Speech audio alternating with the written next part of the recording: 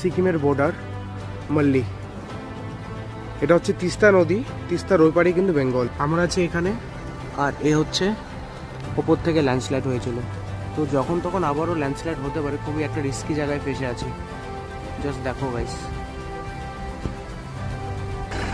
মানে দেখো অবস্থাটা কি হয়ে গেছে রাস্তার। মানে পাহাড় রাস্তাতে উঠে গেছে নতুন করে, আর লম্বা লাইন দেখো। আবার জ্যাম, আবার জ্যাম, আবার যাই না 2 ঘন্টা 3 ঘন্টা কতটা ভাসতে হবে এখানে। ঠিক আমার ডান দিকে কিন্তু তিস্তা নদী, বা এখানে জ্যামে ফেসে আছি। খুব রিস্কি একটা ব্যাপার। তো এখান থেকে গাড়ি আমাদের কিন্তু ছাড়লো। বাহ, ফাইনালি ছাড়লো।